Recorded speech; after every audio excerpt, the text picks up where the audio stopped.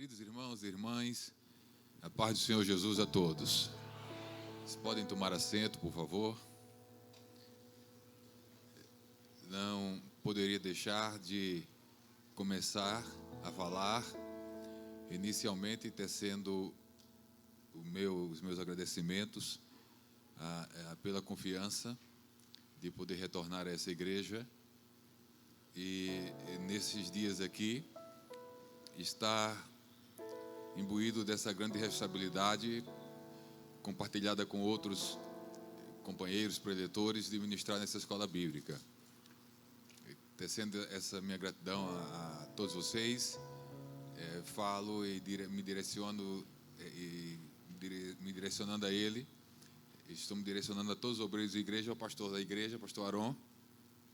Deus continue abençoando todo o ministério, toda a igreja aqui representada, em todos os lugares aqui citados, e se algum escapou, acredito que não, mas é muito bom estar com vocês aqui.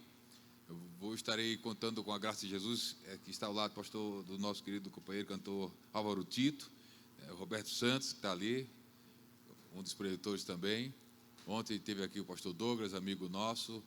Enfim, muito bom estar com vocês, e sempre gosto de dizer que eu preciso e vou contar com as orações de vocês e com a graça de Deus do começo ao fim da minha cooperação, para que Ele nos ajude e em tudo nos dê a sua direção. Eu tenho algumas dificuldades nesse sentido, mas se faz necessário, e me sinto inclusive mais à vontade nesse ambiente de escola, de dizer que nós trouxemos alguns livros, material para disponibilizar para os irmãos, mas são duas coisas pelo menos para dizer. A primeira é que o meu mais recente livro eu não trouxe, e o pastor Joab, que me foi buscar no aeroporto, quando eu falei isso, ele colocou a mão na cabeça e disse: não diga um negócio desse. Nós estamos realizando eventos e promovendo a obra lá em Pernambuco, e acabou que a quantidade que deveria ter vindo para cá a quantidade que deveria vir para cá se esgotou e não deu tempo de reposição da parte da editora. E aí o pastor Joab me pediu para falar para vocês que quem depois se interessar, o livro A Volta de Jesus, é uma pesquisa muito ampla sobre o tema, é uma obra de 416 páginas sobre o assunto, bem específico, que tem uma abordagem doutrinária e histórica, mas que se interessar pela obra, os irmãos podem procurar o pastor Joab depois, e deve estar ali em algum lugar lá fora com alguns outros livros meus, que eu vou citá-los, e os irmãos podem pagar pelo preço que iriam adquirir aqui, que retornando, já na segunda-feira, eu envio para cá todos os livros que forem adquiridos, para que os irmãos possam retirar aqui. Quem é de outro estado pode deixar com ele o nome, o endereço, que eu envio pelos correios sem custo adicional nenhum de frete, tanto os livros que vêm para cá, como se for o caso de enviar para outro estado. Então, queria me desculpar com os irmãos nesse sentido. Os títulos que eu trouxe têm relação direta com os temas que eu estaria abordando, que é a obra O Ministério Pastoral na História da Igreja, Desenvolvimento, Teologia e Prática, onde ela vai trabalhando a questão doutrinária teológica ao lado do desenvolvimento histórico dos modelos de governo eclesiástico e de algumas outras questões relacionadas ao ministério pastoral. Então, essa obra, nós trouxemos 20 exemplares. Ela custa R$ 94,90, tem 400 páginas, nas livrarias, mas ela aqui está sendo disponibilizada por R$ 50. Só tem 20 exemplares dela. E desse livro aqui, O Líder Cristão e o Hábito de Leitura, que foi um livro publicado pela CPAD em 2011 e ganhou um prêmio nacional de uma feira nacional de livro evangélica como a melhor obra publicada no ano na área de educação cristã. Esse nós trouxemos alguns exemplares, uma quantidade mais interessante, apenas a R$ 20. Foi publicado pela CPAD em 2011.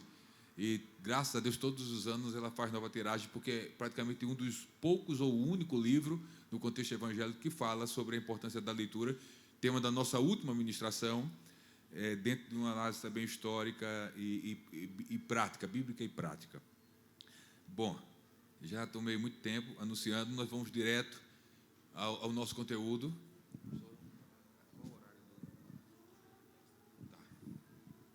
E eu queria combinar um negócio aqui com os irmãos em relação inclusive, falando de livros, eu passei ali na entrada, vi o último trabalho do pastor Roberto, já vou pedir para separar um para mim. Na segunda-feira eu devo estar enviando para a editora um projeto já concluído, deixei para concluir e enviar na segunda, e o livro do pastor Roberto me será muito útil. Passei ali Teologia Sistemática, e a obra que deve ser publicada ano que vem é A Sã Doutrina, o título, uma perspectiva pentecostal clássica, onde tem uma abordagem muito parecida com teologia sistemática, mas tem um diferencial, e isso fica para outra hora eu falar. Não vai me servir muito. Então, eu chegar na segunda, vou abrir o texto, certamente vou usufruir de alguma coisa ali, incluir no projeto, e acredito que a citação nas referências bibliográficas vai enriquecer aquilo que nós estamos fazendo. O que eu queria combinar com vocês era o seguinte: eu tenho 3 temas para trabalhar com os irmãos. A importância da sã doutrina está na página 31 do manual que vocês têm e que receberam. A importância da sã doutrina. Na sequência, na página 36, o segundo tema é a vitalidade das disciplinas espirituais. E o último tema a ser trabalhado é o ministério e o hábito de leitura. Então, o que eu queria combinar com vocês era o seguinte: eu não vou conseguir, e se eu tentasse fazer isso, eu acredito que iria prejudicar a exposição, todos nós perderíamos. Eu não vou conseguir enquadrar cada um dos temas numa ministração. Sem presunção nenhuma, eu precisaria pelo menos das minhas 3 participações para esgotar, entre aspas, o primeiro tema. Então, eu vou dar uma enxugada na exposição. Agora, a minha ideia é começar a falar do primeiro tema hoje, e entre manhã e noite, enquadrar os 3, concluir os 3, mas sem necessariamente demarcar ou correr para terminar o primeiro hoje, para amanhã já começar o segundo. Então, assim, eu acredito que com isso a gente fica mais tranquilo e a gente cumpre toda a proposta temática, sem ficar preso a esse rigor, que inclusive não foi imposto. Eu preciso deixar claro, não me foi imposto, mas eu gostaria de já combinar com os irmãos nesse sentido. Pode ser assim, queridos? Amém? O primeiro assunto a ser trabalhado, que trabalharemos, como já citamos, está na página 31, que fala sobre a importância da sã doutrina. Para efeito de uma melhor didática na exposição do assunto, eu vou tomar um rumo que não é exatamente o rumo da sequência como se encontra no material, mas todo o conteúdo está no material, e na medida que eu for trabalhando por etapas a abordagem sobre a importância da sã doutrina, eu vou, a cada momento que passar de um subtema para outro, dizer para os irmãos onde os irmãos podem encontrá-lo dentro do material. Sim, vieram me perguntar o valor dos livros. Jesus, lá veio falar de livro de novo. Mas é necessário. O Ministério Pastoral na História da Igreja, como eu anunciei, está de R$ 94,90 por R$ 50. O Líder Cristão e o Hábito de Leitura, apenas R$ 20. e a volta de Jesus 50, que é o que eu não trouxe, mas que os irmãos podem adquirir e eu envio. E lá tem maquineta, Pix, e como os irmãos desejarem comprar no crédito, débito, como queiram. Bom, vamos lá. Então, a cada momento eu estarei citando onde os irmãos poderão encontrar o conteúdo daquilo que eu estarei falando, e nós dividimos aí no texto da apostila, depois da introdução sobre a importância da leitura, por letras, letra A, letra B, letra C. Então, a gente vai estar sinalizando, e enquanto a gente fala, ou no início da fala, vamos identificar onde o assunto pode ser encontrado nessa identificação por letras no material. Então, o primeiro assunto iniciando a importância da sã doutrina. Nós daremos ênfase na nossa exposição, mostrando a importância da sã doutrina a partir de algumas de suas funções. Então, eu estarei trabalhando funções da sã doutrina, e através do tema funções da sã doutrina, demonstrando a importância da sã doutrina. Nós temos no material uma introdução ao que é doutrina, e que nos mostra que a doutrina na Bíblia, o termo tanto representa o conteúdo do que é ensinado, como o próprio ato de ensinar, mas está aí bem detalhado, na página 31. E entre essas funções da sã doutrina que nós trabalharemos, e através delas demonstrando a importância da sã doutrina, nós trabalharemos três funções da sã doutrina. A primeira função que nós iremos iniciar é a função identitária. Vamos trabalhar depois a função edificadora e, por fim, a função apologética da sã doutrina. Então, eu não sei se hoje à noite eu consigo sair da primeira função para a segunda função. Então, a primeira função da sã doutrina que nós vamos trabalhar, ela está relacionada com os itens da apostila, itens A, B, C e J. Então, a função identitária que nós vamos iniciar estão ali incluídas, ela está incluída ali na letra A, B, C e J da apostila.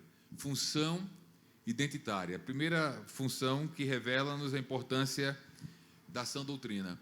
Um dos temas que temos muito, mas muito mesmo, trabalhados no Brasil e que se tem colocado como tema de escola bíblica de obreiros é sobre identidade denominacional, preservação de identidade denominacional. E quando nós falamos de identidade, nós estamos falando daquelas características que nos identificam e que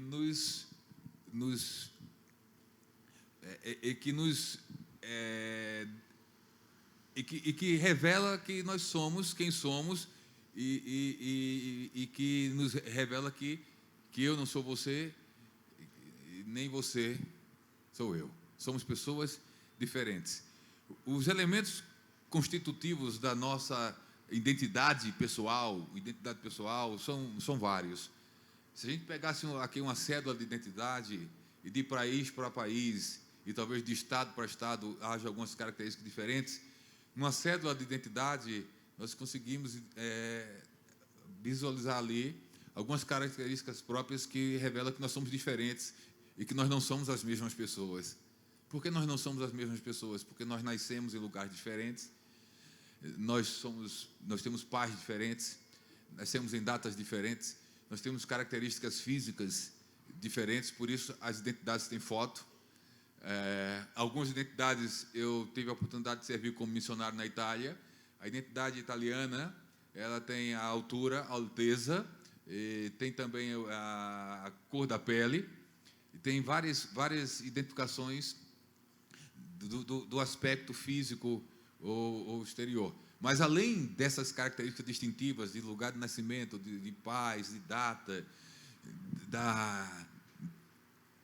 desse perfil físico, biofísico, né? Físico, desses traços característicos, ainda tem questões de ordem fisiológica, orgânica, tem a questão DNA, tem uma série de coisas que prova que nós não somos as mesmas pessoas. E tem um elemento na identidade também que é um daqueles que mais, talvez seja o que mais demarca, ou que prova que nós não somos as mesmas pessoas, é a nossa impressão digital. Eu tenho um filho, o mais novo, que ele é papilocopista, da Secretaria de Segurança Pública do Estado de São Paulo. Ele trabalha com essa coisa, ora está ali na parte mais administrativa, na questão das identidades, ora está na parte investigativa, colhendo dados de locais de crime, ora está no espaço mais técnico, tentando localizar o dono daquela identidade, o dono da identidade, porque a nossa digital ela é única.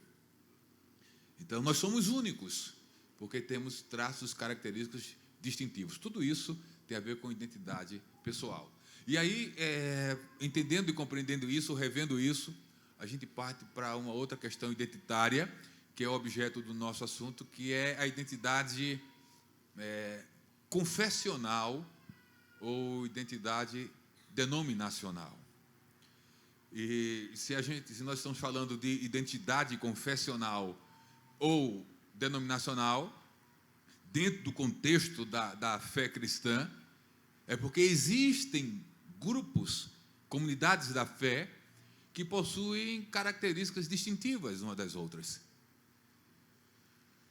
E essas características distintivas dessas comunidades de fé é aquilo que, de forma pública, revela que uma coisa não é a outra, que são grupos distintos.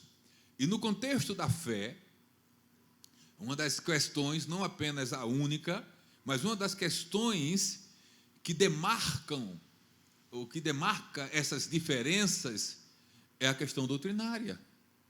A questão doutrinária que acaba se manifestando também em aspectos práticos da doutrina. Porque a doutrina ela tem uma dimensão teórica, conceitual, mas ela tem também uma dimensão prática e encarnacional. A doutrina não é algo apenas que se pensa, que se sabe. Doutrina é algo que se vive, que se pratica. Toda a prática cristã está fundamentada, ou deveria estar fundamentada, numa doutrina bíblica. É por isso que a gente declara e afirma que a Bíblia é o nosso manual de fé e prática. Então, assim, no contexto da fé cristã, a questão da identidade. Num primeiro nível, nós temos a própria identidade cristã, de forma geral.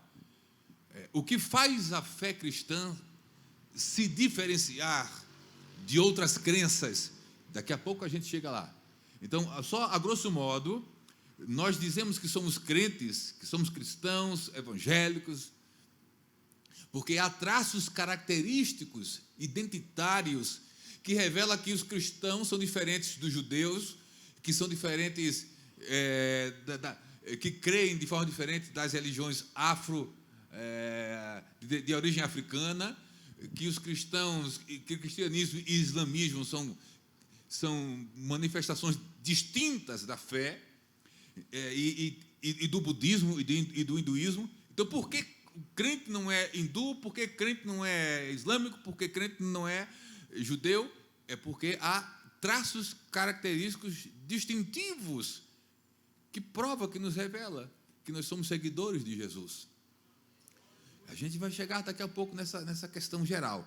Mas dentro, e isso num nível geral, da identidade cristã de forma geral, mas dentro da própria fé cristã, aí vai existir uma diversidade são identidades dentro de uma grande identidade. É uma diversidade de identidades na grande identidade cristã da fé. Então, isso não pode ser desconsiderado. Se essa diversidade confessional e denominacional ela existe pela permissão de Deus. E se existe pela permissão de Deus, e até hoje a igreja tem se mantida fiel a Ele, cumprindo a missão dele, Jesus vem buscar a sua igreja, e pode ter certeza que a igreja de Jesus, na sua volta, estará ali prontinha para o encontro com Ele.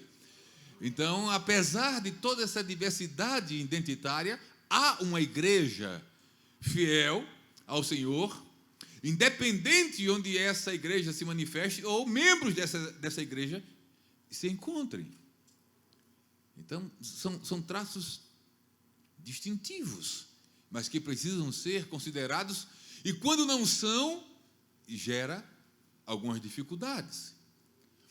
Então, colocando essas palavras, colocando isso, eu queria ainda, a título de introdução ao assunto, afirmar que talvez em todas as denominações, eu vou delimitar aqui para o contexto brasileiro, talvez toda a denominação brasileira hoje passe por alguma crise de identidade interna. E nós, assembleianos, não somos diferentes. Aqui é uma escola bíblica de obreiros. Então, já vou começar assim, indo direto ao ponto. Há muitos obreiros assembleianos no Brasil passando por crise de identidade confessional e denominacional. Ele não sabe mais quem é, ou onde se encontra. Ele está em crise. E crise de identidade confessional, ela é promovida por crise de identidade doutrinária. Se você tem uma crise de identidade doutrinária, você vai ter uma crise de identidade confessional. E o que provoca em mim uma crise de identidade doutrinária? É quando eu começo a desacreditar ou a duvidar das minhas próprias crenças, dos meus fundamentos doutrinários, confessionais e denominacionais. Quando eu começo a duvidar disso, a questionar isso, a relativizar isso, aí eu entro em crise. E aí me pergunto, quem eu sou? O que é que eu sou? Onde estou? Eu vou usar um termo assim, é a primeira vez que eu vou usar desde de manhã, é a primeira vez que eu vou usar esse termo dentro do contexto de trabalhar identidade. Eu anotei aqui, tem muitos obreiros, e deixe-me antes de falar isso, quando um obreiro assembleiano entra em crise de identidade confessional e denominacional, ele provoca crise na igreja. Um obreiro em crise vai promover crise na igreja, de ordem identitária. E essa crise vai gerar um choque entre a igreja e o obreiro, pelo menos nos seguintes termos. A igreja percebe que o obreiro está em crise, isso não é difícil de ser percebido. Mas a igreja, pelo seu histórico, é uma igreja que não abre mão da sua identidade, e aí a igreja começa a dizer, nós não aceitamos esse novo modelo identitário que o Senhor quer nos trazer. A igreja começa a rejeitar o obreiro, mas não é a rejeição à pessoa do obreiro, é a rejeição ao ensino do obreiro, porque ali tem uma igreja que não abre mão da sua identidade e um obreiro querendo mudar a identidade da igreja. Não vai dar certo. Mas a outra possibilidade é dessa crise de identidade do obreiro levar ele a desviar a igreja da sua identidade denominacional e confessional. Pelo menos umas duas dessas situações, fora as outras, é possível de acontecer quando um obreiro está passando por uma crise de identidade confessional ou denominacional. O que eu vou dizer agora, eu preciso antes fazer uma colocação que eu acho que é muito apropriada. Que colocação é essa que eu preciso fazer antes de dizer o que eu vou dizer? eu tenho um profundo respeito. Eu tenho um profundo respeito pelos nossos irmãos em Cristo, batistas. E assim, nós assembleianos, é claro que nós temos, mas deixe-me pelo menos fundamentar esse respeito. Os nossos pais pioneiros, eu vou citar por nome, o Gunnar Wing e o Daniel Berg, eles eram batistas. Eles só se tornaram assembleianos depois, porque eles mesmos fundaram a Assembleia de Deus no Brasil. As nossas origens históricas é batista. E aí tem um negócio que eu sempre fui travado com ele. É de chamar batista de primo. Batista não é primo, batista é irmão. Porque Deus, para batista ser primo, Deus tinha que ter um irmão para ser tio da gente.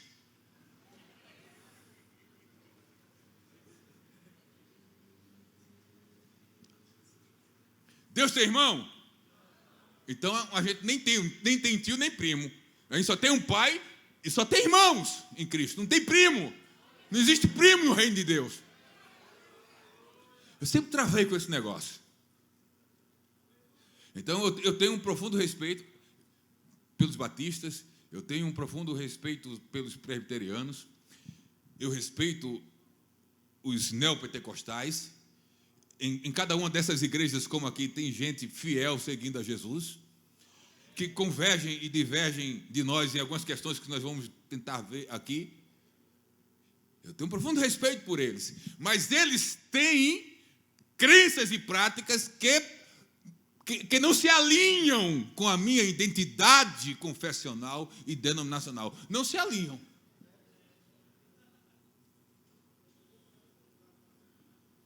Esperamos um dia nos encontrar nos céus com todos os fiéis destas e outras denominações. Mas enquanto aqui na terra, tem coisa que não dá... Aí que eu vou começar a usar o pernambuquês. Tem coisa que não dá visgo, não cola. Não dá certo.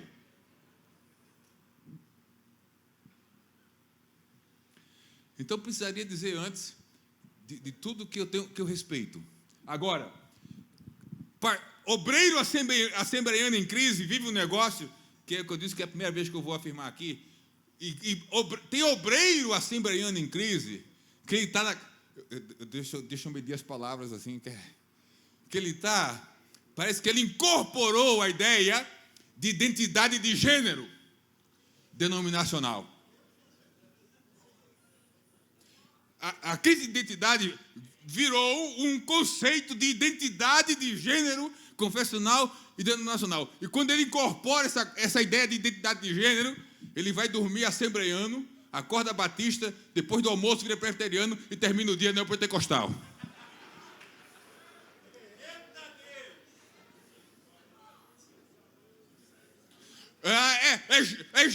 Aleluia, Jesus me ajuda aqui. Ele é gênero fluido.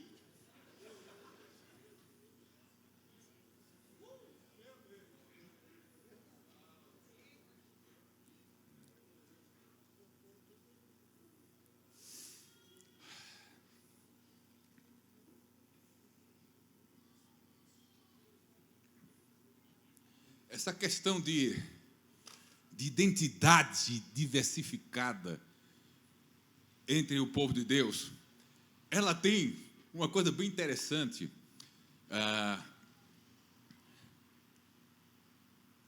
Que já no Novo Testamento, a gente percebe quase que a impossibilidade de não haver essas diferenças identitárias. Então, eu vou me reportar um texto do Antigo Testamento,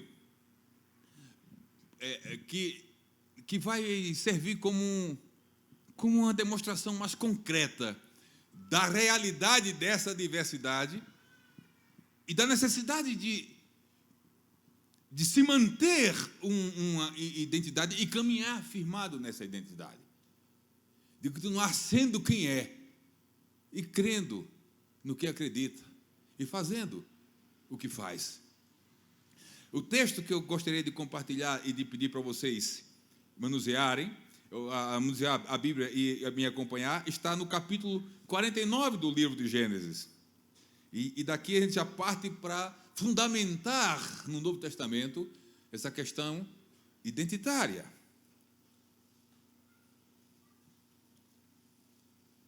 Gênesis capítulo 49.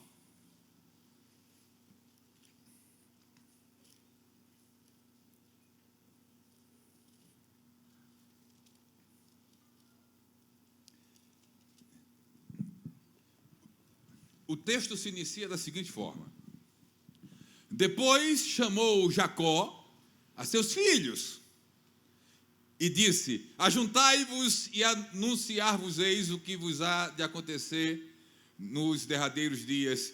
Ajuntai-vos e ouvi, filhos de Jacó, e ouve a Israel vosso pai. O que é que há em comum aqui, para começar? Qual a relação, em termos de paradigma, de Jacó e seus filhos? É a nossa relação como filhos de Deus. Aqui eu vou aproveitar o texto e usar a imagem de Jacó para representar Deus. É um único pai com vários filhos, todos filhos de Jacó, todos filhos de um só pai. Só que esses filhos viriam a ser o cabeça das tribos de Israel. Deus poderia, se quisesse, ter conduzido o processo dele, o plano dele na vida de Israel, sem necessitar de 12 tribos. Continuando aquele modelo único, de único povo, sem divisão tribal. Mas aprove a Deus diversificar, depois de Jacó, o processo. E agora a coisa vai caminhar mais fracionada. É um só povo, agora formado por diversas tribos. E a coisa interessante aqui é que Jacó vai citar por nome filho por filho. E cada um desses filhos, Jacó destaca uma característica identitária. Cada um. Eu vou só pontuar aqui, não vou ler todo o texto. Por exemplo, ele começa com o primogênito, verso 3. Rubem,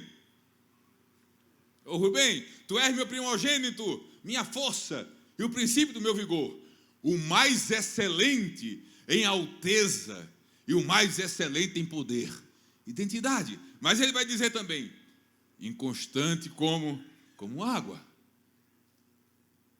O que Rubem tinha de excelência, tinha de inconstância.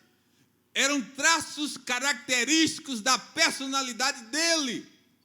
E aí vem o segundo, Simeão, e o terceiro, Levi, são irmãos. As suas espadas são instrumentos de violência. Qual a principal característica identitária desses dois irmãos? Eram violentos. E vai a lista. Verso 8. Judá, verso 9. Judá é um leãozinho. Da presa subiste, filho meu. Encurva-se e deita-se como leão. E como um leão velho, quem o despertará?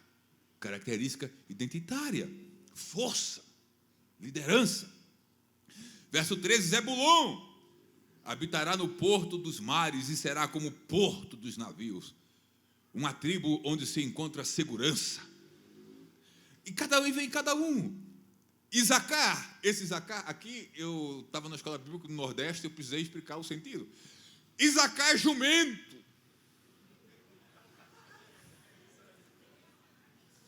Jumento forte. Aí eu disse, gente, primeiro vamos interpretar o texto. O jumento aqui não é segundo o nosso pernambuquês ou nordestês, é jumento judaico. O jumento judaico aqui é que Isacar seria grande em serviço, seria uma tribo serviçal. O jumento do Nordeste, que está já conquistando Brasília faz tempo, é ignorante. Ô jumento. E de vez em quando, nós crentes não, mas os nossos pais, assim, quando estavam muito bravos com a gente, ô menino, ô jumentinho. enfim. Então, e aí vai. Naftali, esse aqui é complicado. Naftali é uma serva solta. É mais complicado ainda falar isso no Nordeste. E perfil identitário. Serva solta é alegre, etc. Então, mas não é alegre. Aí também tem que fazer a devida hermenêutica do processo aqui.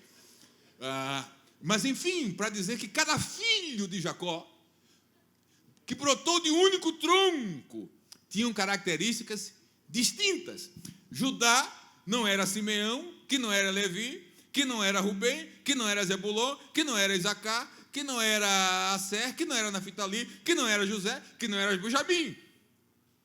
Cada um com características identitárias próprias que acabaram passando para as tribos, para os seus descendentes.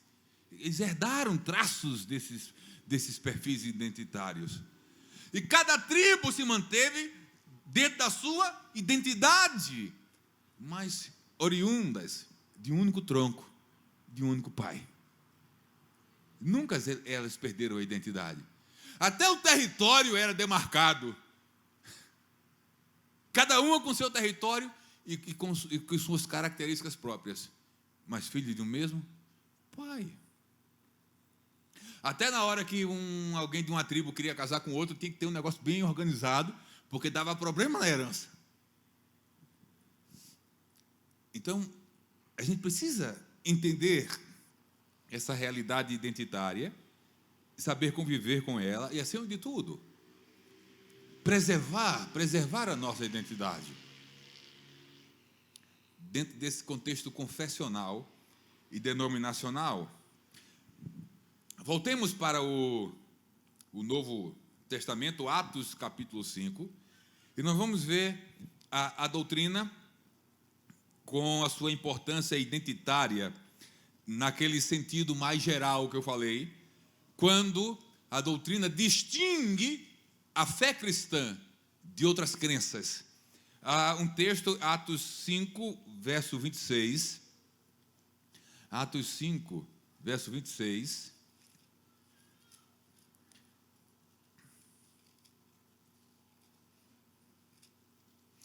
Terminou, assim, só para... Naquela escola bíblica que terminou o assunto lá do que eu falei das características dos filhos de Jacó, teve um obreiro que no final me procurou e disse: o senhor não explica, eu já tinha um tema para dar uma palavra na igreja. O crente jumento. Aí eu disse que bom que eu expliquei. Aí eu disse, dava até o tema, o obreiro jumento também. Mas, enfim, ficou tudo explicado. Atos 5, 26, diz assim: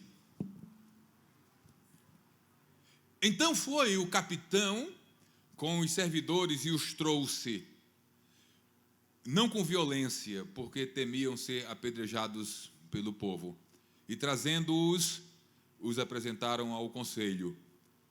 Trata-se aqui de Pedro e João, né? E o sumo sacerdote os interrogou, dizendo: não vos admoestamos nós expressamente que não ensinasseis nesse nome? E eis que enchestes Jerusalém dessa vossa doutrina e quereis lançar sobre nós o sangue desse homem. Nós temos aqui o representante máximo do judaísmo, compreendendo o papel identitário da doutrina. Ele usa, Lucas descreve a fala dele dizendo: e eis que enchestes Jerusalém dessa vossa.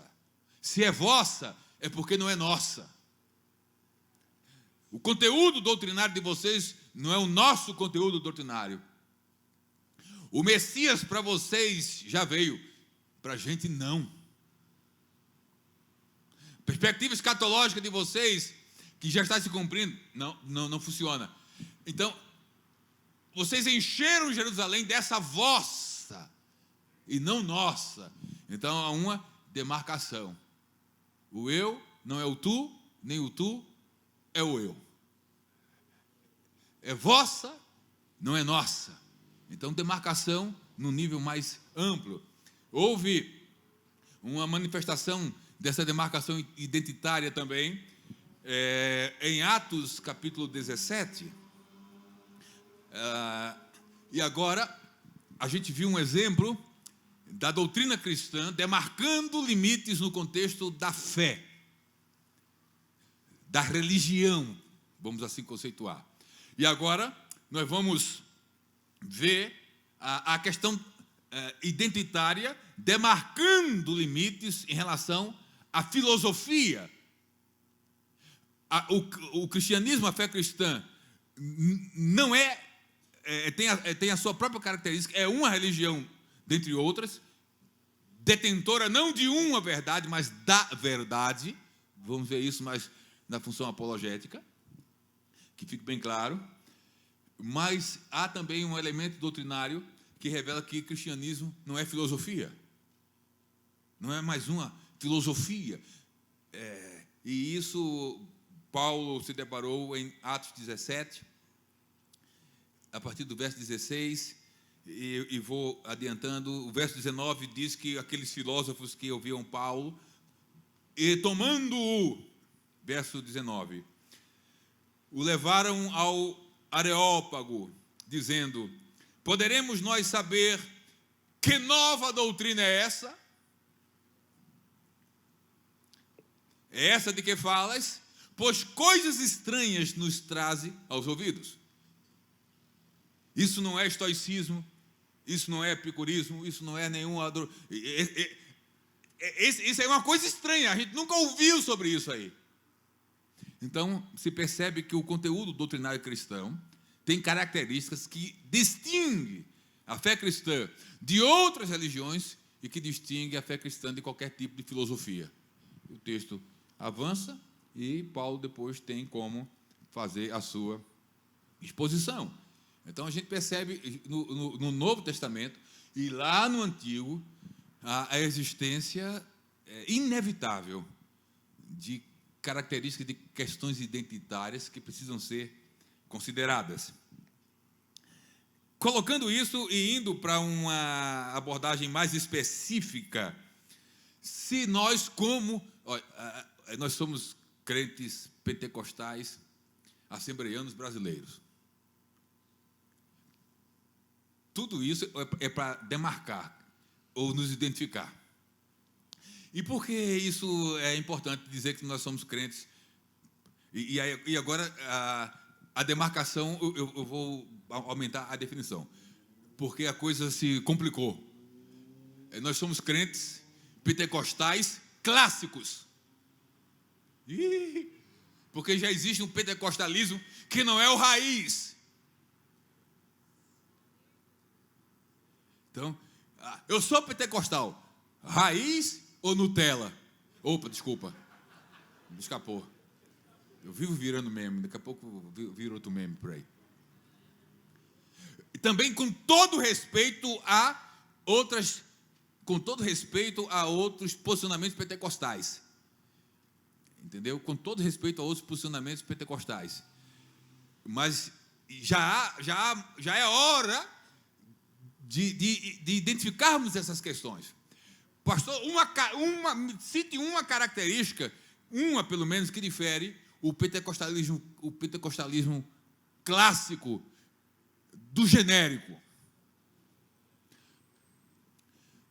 A crença no falar em línguas como a evidência do batismo no Espírito Santo. O pentecostalismo genérico já não declara ou professa isso. O pentecostalismo genérico diz que o batismo no Espírito Santo pode ser evidenciado por qualquer tipo de sinal sobrenatural, e não apenas o falar em línguas. Então, resumindo, você pode ser batizado no Espírito Santo e não falar línguas. Você pode sentir um negócio bem gostoso, mas muito gostoso, e não falar em língua. Foi gostoso, foi, mas muito mesmo foi, então foi batizado. É a dimensão da gostosura que define o batismo.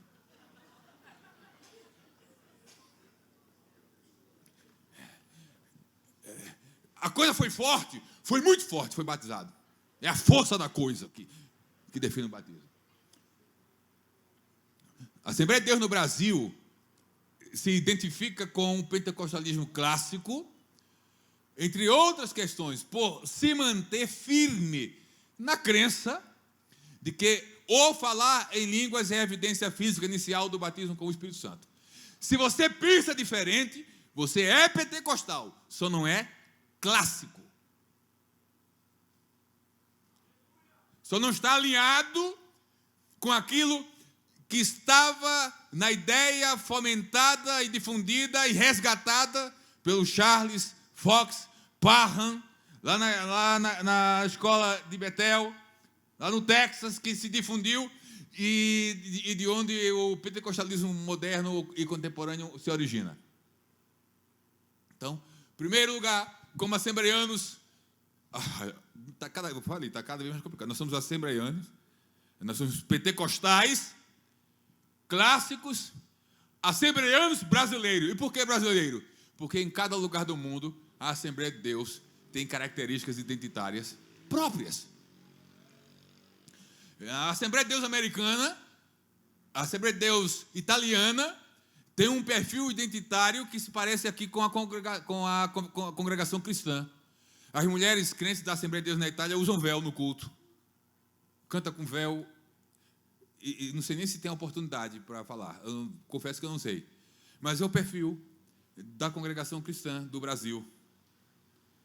A Assembleia de Deus americana tem características identitárias, doutrinárias e práticas diferentes. Então, a nossa identidade, ela é assembleiana, ela é pentecostal, ela é clássica, ela é assembleiana e ela é brasileira. A gente precisa entender isso, senão a gente entra em crise. Fica sem saber quem a gente é. Então, partindo para essa dimensão mais específica, nós temos, enquanto denominação, algumas distinções doutrinárias e práticas que caracterizam a nossa identidade. Quanto mais isso se dissipa, menos identidade. Menos características identitárias. E já eu fecho aqui, vamos lá para mencionar algumas de nossas características. Eu falei uma doutrinária que nos distingue enquanto pentecostais em relação a outros pentecostais. Agora, vamos para outras características que nos distinguem de outras tradições cristãs. Batismo no Espírito Santo. Outras tradições creem em um batismo no Espírito Santo, mas creem de forma diferente. Não creem como a gente crê, conforme já eu defini de maneira muito breve. Um traço doutrinário distintivo da Assembleia de Deus no Brasil é a crença na contemporaneidade de todos os dons espirituais, de todos aqueles que encontramos na Bíblia. A gente continua crendo nisso. Você continua crendo nisso? Continua. Aleluia. Aleluia. A gente e uma outra característica dessa identidade acerca dos dons é que a nossa definição e o conceito dos nossos dons estão bem definidos também. Por exemplo, em outras tradições, o dom de profecia é confundido com o dom de pregar. Não, a gente faz uma separação muito clara entre pregar e profetizar.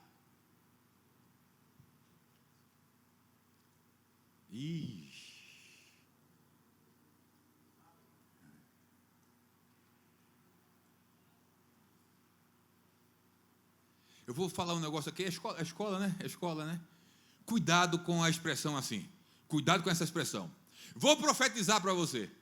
Cuidado com isso. Porque toda profecia é movida pelo Espírito.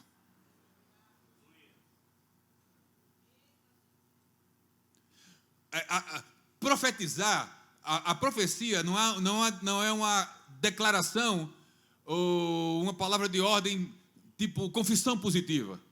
Não, profecia é outra coisa. Profecia é algo totalmente movido pelo Espírito. Se o Espírito Santo não estiver lhe movendo, não diga que você vai profetizar, porque você está mentindo.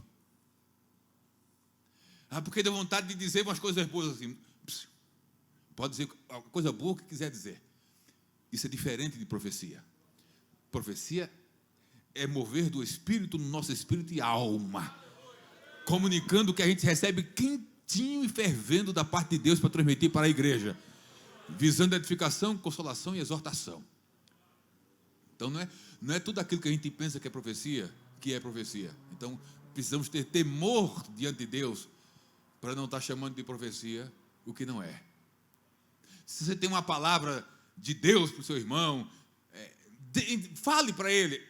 Agora, isso não é necessariamente uma profecia. Então cuidado com isso. Só para ter cuidado com essas questões. Nós temos características distintas enquanto assembleianos, nessas questões que a gente chama do contexto da pneumatologia, da doutrina do Espírito Santo. Distintivas. Nós temos características distintivas no modelo de governo eclesiástico. O nosso modelo assembleiano brasileiro, ele é ímpar. Eu não sei se existe outro no mundo igual. Eu não sei, confesso que eu não sei. Quando a gente fala de governo eclesiástico, de forma geral, e a gente estuda isso à luz da eclesiologia, a doutrina da igreja, há vários modelos, mas 3 se destacam ao longo da história da igreja. E existe essa diversidade porque nós não encontramos com muita clareza no Novo Testamento. A gente trata isso nesse nosso livro, o Ministério Pastoral na História da Igreja. O Novo Testamento não deixou claríssimo um modelo normatizado, tipo, o modelo é esse. O que a gente percebe quando a gente estuda o Novo Testamento e a história da igreja é que os modelos de governos, eles têm um princípio e um fundamento, mas vão se adequando a épocas e culturas diferentes.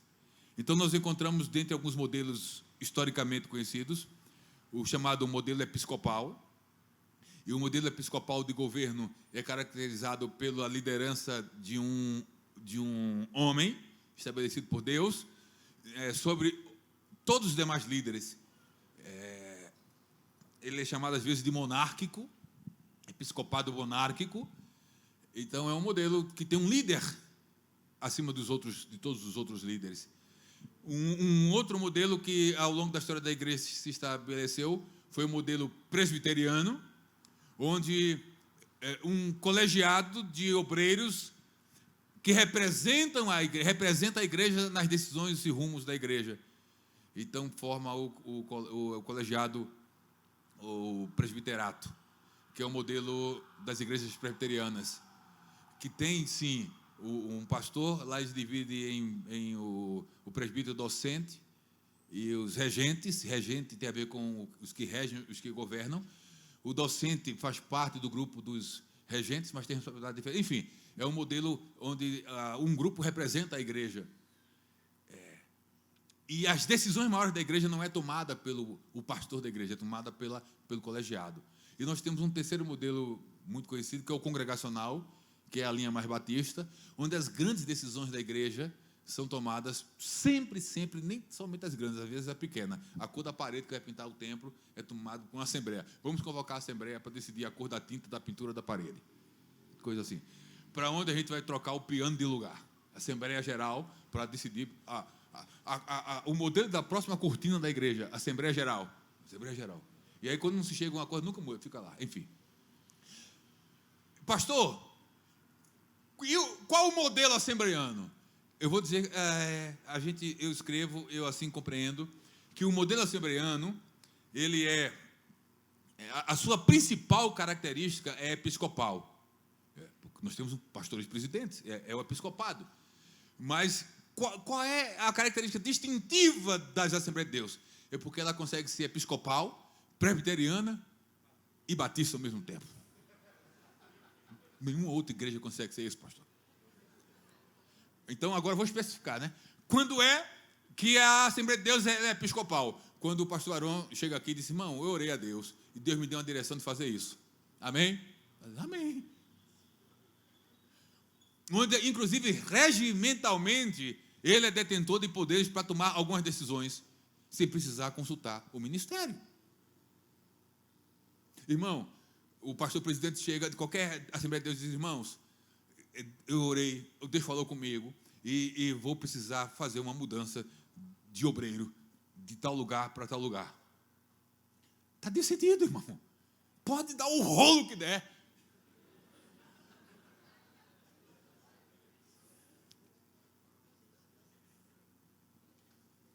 Mas não importa, acabou. Vai mudar, não sei o quê. É episcopal. Decisões tomadas pelo que preside sobre os demais. Mas há momentos, regimentalmente e na prática, em que, para tomar uma decisão, o pastor Arão convoca o ministério da igreja, o presbitério com os ministros, e faz uma reunião e diz: irmãos, eu tenho uma decisão para tomar com vocês, para depois que a gente tomar, a gente comunicar a igreja. A igreja vai ser só comunicada. Está decidido. Irmãos, me reuni com o ministério e sobre uma questão nós decidimos isso. Amém? Amém. Mas amém, irmão. Amém. Mas por fim, nós temos questões que o pastor Arão chama o ministério e diz: irmãos, nós temos uma decisão para tomar e vamos precisar convocar toda a igreja para decidir junto. Aí convoca toda a igreja: irmão, nós reunimos vocês para tomar uma decisão em conjunto. Aí viramos congregacional. Então, ora a gente é episcopal, ora nós somos presbiterianos e ora nós somos congregacionais. É a única igreja no mundo, eu acho, que consegue ser ao mesmo tempo episcopal, congregacional e presbiteriana. Faz parte da nossa identidade.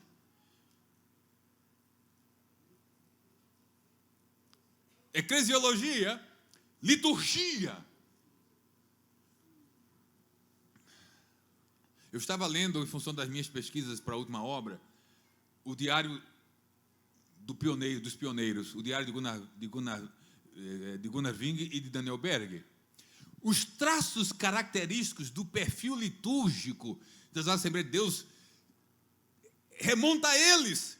Quando o Gunnar, não de forma sistemática, porque o Gunnar Ving, que era da questão teológica o mais capacitado entre eles, e o Daniel Berg é muito humilde, mas muito humilde, ele reconhece isso, ele escreve isso, dizendo: Deus deu uma sabedoria ao Gunnar, ele é um pregador eloquente, é um homem muito sábio, para mim Deus não deu isso, mas o que Deus me deu eu vou fazer.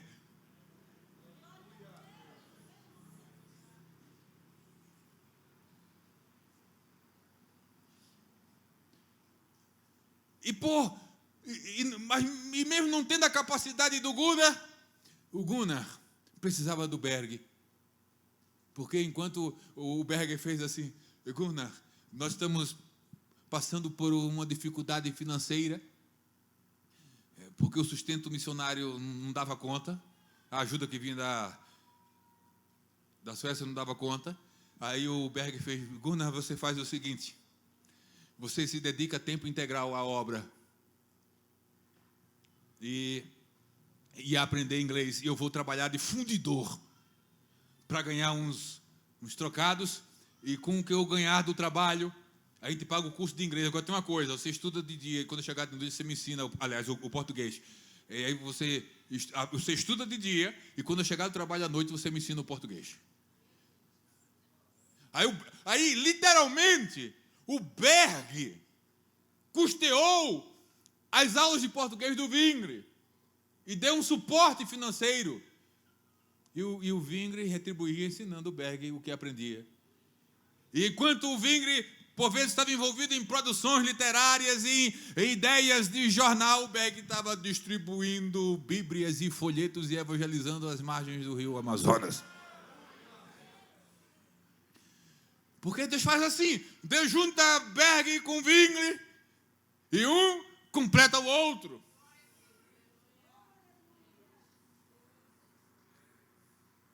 Porque o Ving tem o que o Berg não tem.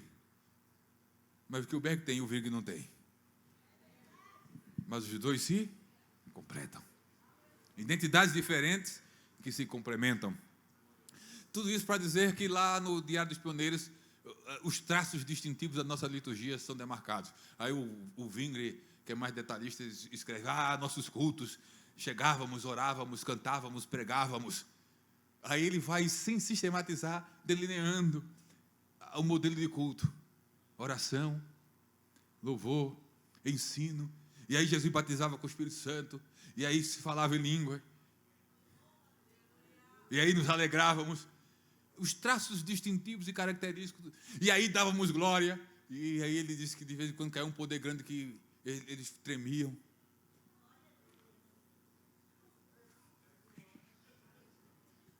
Às vezes era mais forte ainda a presença. Eles caíam no chão. Mas ninguém chegava empurrando ninguém, nem jogando paletó. Caía porque...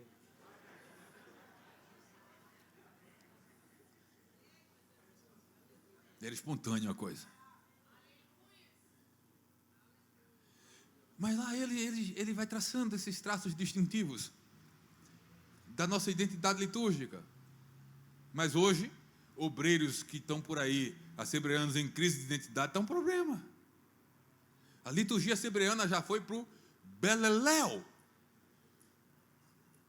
Você chega na frente do templo, tem placa Assembleia de Deus, entra no culto e opa, errei. Espera aí, calma.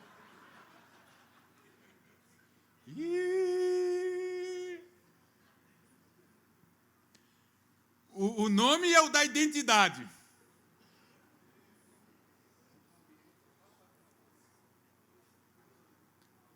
Até a foto é da identidade. Mas esse negócio aqui está diferente. Está estranho. Eu não estou falando aqui da necessidade de contemporaneização de práticas e de atos litúrgicos, de um louvor contextualizado. Eu sou muito da visão, da ideia de que sempre precisamos conjugar o novo com o antigo, mas sem sacrificar a identidade. Eis o grande desafio. É o grande desafio. Tem igrejas da Assembleia de Deus que não se canta mais hinos da harpa cristã. Não canta mais.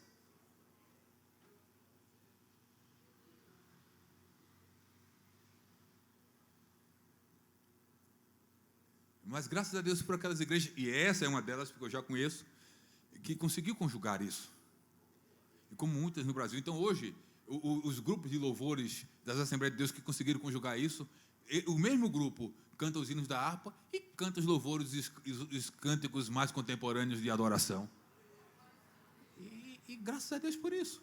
E não fere a questão identitária. Agora, precisamos manter essa identidade. Para que ao entrar num culto assembleiano, pentecostal, clássico brasileiro, alguém diga: estou na Assembleia de Deus. Aleluia, estou na Assembleia de Deus. Estou na Assembleia de Deus. Então fica aqui uma pergunta reflexiva, com todo respeito para os obreiros aqui presentes. Quando um visitante de fora, crente ou não, entra na congregação que o irmão dirige, e percebe, em alguns minutos ali, observa o culto, ele se percebe na Assembleia de Deus, ou ele fica... Ou a tua crise de identidade acaba gerando crise no visitante? Aí o visitante não vai se perguntar quem eu sou, vai perguntar onde estou.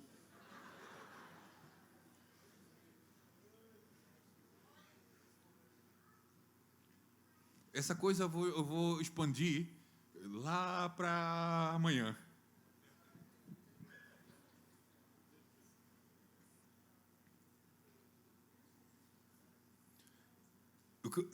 A soteriologia, doutrina da salvação assembleiana,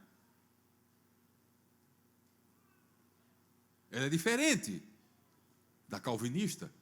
Esse negócio, amanhã eu expando, eu amplio. É diferente. A nossa crença na doutrina das últimas coisas tem característica própria. Quando a gente começa, repito, a ter dúvidas, a relativizar, a gente entra em crise. Eu me deparei, por exemplo, com um professor de escola dominical que ele foi muito sincero.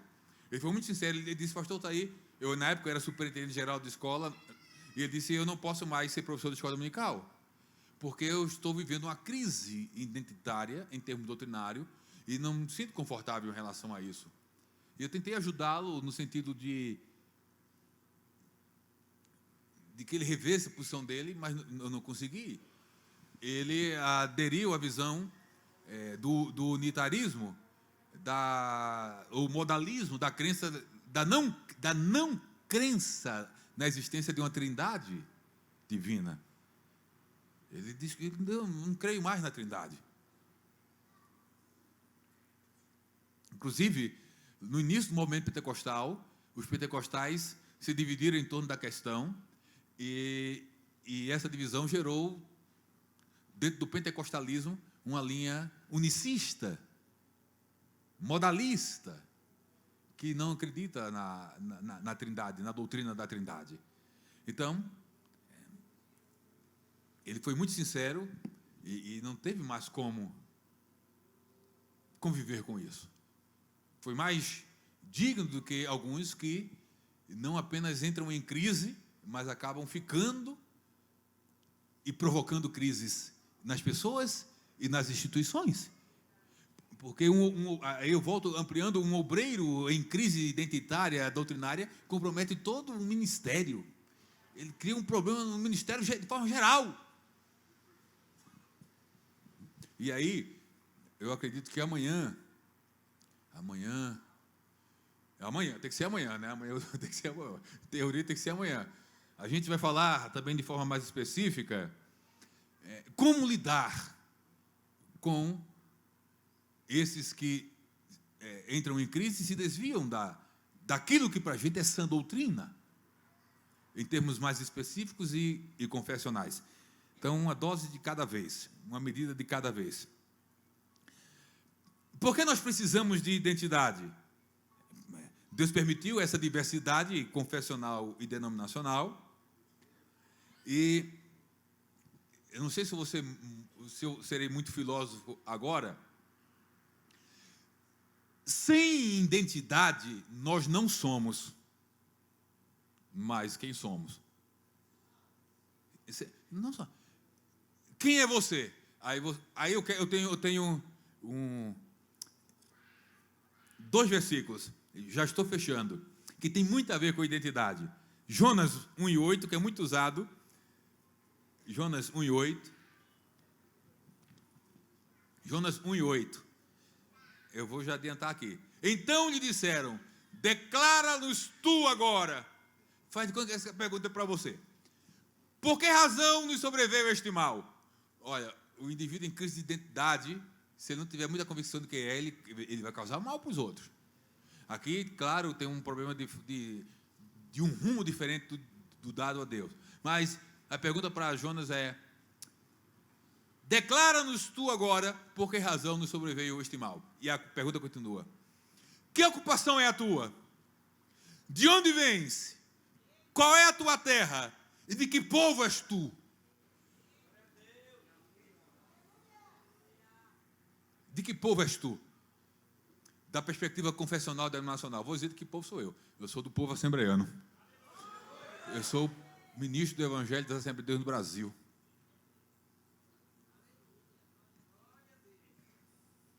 Eu não tenho problema de dizer de onde eu vim e quem eu sou. Um outro texto que fala, que tem muito a ver com identidade, com essa convicção de saber quem se é Atos 22:3. Atos 22:3. Paulo, em seu discurso, num dos discursos em sua defesa, verso 3: quanto a mim, sou varão judeu, nascido em Tarso, da Cilícia, mas criado nesta cidade, que era Jerusalém, aos pés de Gamaliel, instruído conforme a vontade da lei dos nossos pais, zeloso para com Deus, como todos vós hoje sois. Paulo sabia quem era. Ele não tinha problema de crise de identidade das suas origens, nem das passadas, nem da identidade restaurada nele, em termos de fé cristã. Então, quem tem convicções identitárias não tem dificuldade para dizer quem é ou o que é. Então, na medida que a gente vai perdendo as nossas características identitárias, a gente entra em crise, porque a gente não consegue, nós não conseguimos nos definir. Um obreiro em crise de identidade, se perguntar, você é da onde? Ele dá uma pausa.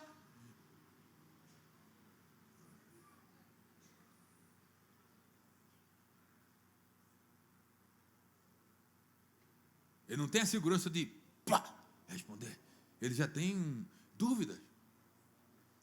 E na hora que a gente não consegue, na hora que nós não nos autodefinimos, na hora que perdemos a convicção de quem somos ou de quem sou, os outros vão ter dúvida a esse respeito.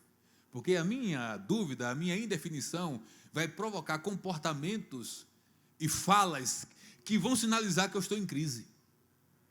E a minha crise vai ser percebida. E quanto mais ela se agrava, mais perceptível fica. E ela chega no ápice da gravidade quando não se sabe mais quem é. Porque quando eu perco toda a identidade, eu deixo de ser.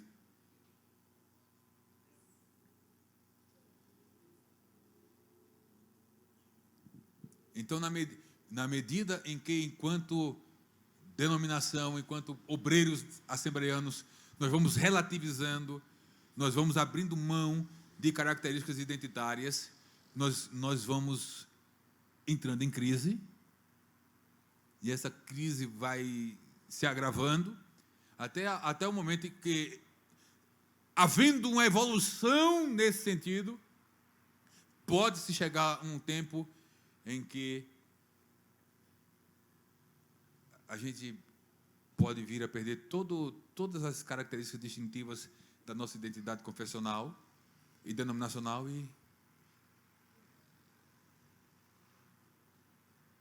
e não sabermos mais quem somos nós. Não sabemos definir e não sabendo nos definir, não sermos definidos nem discernidos enquanto quem somos. Graças a Deus que Deus tem nos dado a graça de se manter em alguns lugares mais do que em outros, aqueles traços distintivos, fundacionais e essenciais de uma identidade. Então, eu vou terminar contando uma experiência para vocês. Eu me converti lendo a Bíblia. Eu não fui à frente, eu fui da frente depois só para receber a oração. Não foi num culto ouvindo uma pregação e sendo tocado, nem numa evangelização pessoal. Eu me converti num processo de leitura gradativa do Novo Testamento. E quando eu já me converti e tive minha experiência com Deus lendo a Bíblia, eu tinha que me definir onde congregar. O meu pai, na época, era um diácono batista e minha mãe com minhas irmãs eram assembleianas. Então, eu já lidei com esse ambiente diversificado desde a minha conversão. E aí eu fui visitar, eu já conhecia a igreja do meu pai, de visitar, da minha mãe, e no meu coração, eu pensava assim, eu não sei se eu cheguei a comentar isso com o pastor Aron da outra vez, não sei. Ele foi atleta na sua juventude, ainda jovem, eu fui também. Então, na época, eu racionalizei e raciocinei da seguinte forma: eu vou arrumar uma igreja que eu consiga continuar sendo atleta e crente, porque eu conheço que da minha mãe o negócio é pesado, tem dificuldades, tem usos e costumes lá que eu não me enquadro, não vou me enquadrar. E aí eu posso ser atleta crente e vou ser até atleta de Cristo, que na época ainda tem um movimento de evangelização de grande importância no meio dos atletas. E eu disse, vou juntar o útil com o agradável. Aí Deus me chamou para uma conversa particular e disse, meu filho, eu vou dar uma direção para você. E falou como eu estou falando para vocês, você vai congregar na Assembleia de Deus.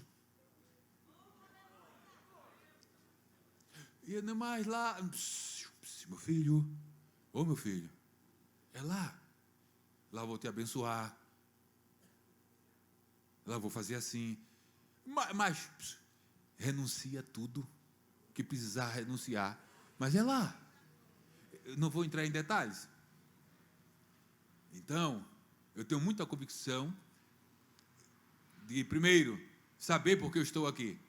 E desde que aqui estou, porque Deus me direcionou, eu tenho procurado honrar a identidade da igreja. Honrar a identidade da igreja. Sempre alinhada com as Escrituras Sagradas. E graças a Deus nunca entrei em crise. Eu espero nunca entrar. Queridos, que Deus nos ajude. A gente conclui por aqui com esse alerta. O processo de desenvolvimento gradual de uma crise de identidade pode gerar a total perda da identidade. E com a total perda da identidade, a pergunta que resta é: quem sou eu, na perspectiva pessoal e na perspectiva confessional? Quem somos nós? Então, se hoje, como crente e obreiro, perguntarem: quem é você? Espero que você não titubie em dizer: não, eu sou, em termos de crença e fé, eu sou assim, assim, assim, creio assim, assim, assim, nasci assim, assim, assim, assim, e continuo assim, assim e assim. E se a pergunta se reportar à questão confessional e denominacional, que possamos ainda continuar dizendo: não, as Assembleias de Deus no Brasil continuam assim, assim, assim, assim, assim, assim e assim. Considerando todas as coisas que nós colocamos. Deus abençoe vocês. Amanhã, se Deus permitir, pela manhã, a gente dá continuidade. Amém.